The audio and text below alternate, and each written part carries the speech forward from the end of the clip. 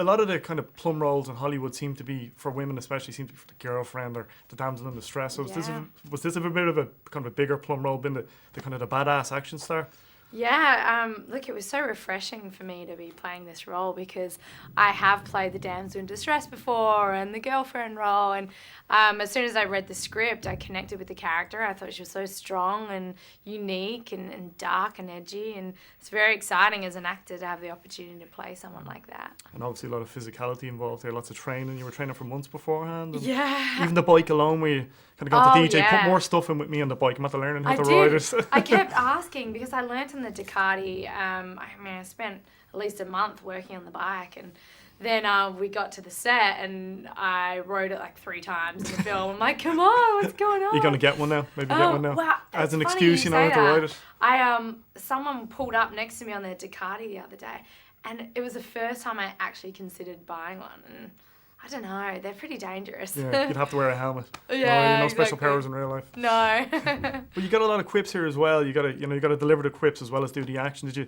go back to any Arnie movies from the 80s or anything like that to learn how to deliver them in a deadpan manner?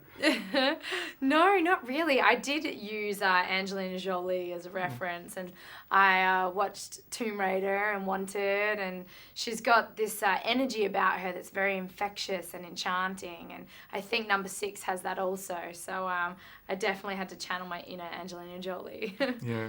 Was she the bar for you then, just in terms of action, or what other kind of training did you do as well?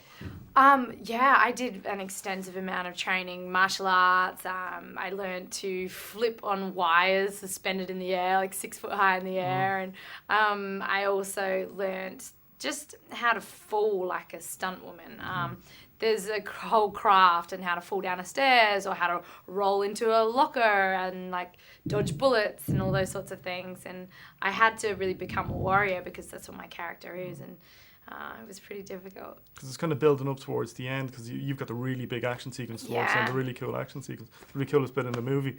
So did they shoot that in order, or was it kind of a really long build up to that to get yourself kind of pumped up for it? There wasn't really a build up. First Get in there and day, do it. I was just in there, just thrown in the deep end, and it was wonderful though. I so embraced a great challenge like that, and it was brutal at times, very grueling, but rewarding. And I worked with this amazing guy, Pong Zhang, who taught me how to move like a warrior. And it just meant I had to be intently focused on every single move I was doing, and even the way I walked, and I had to speak differently. And so it was wonderful. It's a lot about how you hold yourself and how you project that action kind of star image. Yeah, even your posture and just the tone in your voice. It's a whole transformation. But career-wise in general, do you feel things are kind of happening crazy fast, or has it been a long build-up for you? Because it's been 4 or 5 years, but it's been 2 blockbusters kind of back to back. Yeah. So how does it feel? Are you still in the middle of it? Is it still weird soaking it all in? I don't know if you ever get to the point in your career when normal. you think, I've made it. I think that would be amazing. But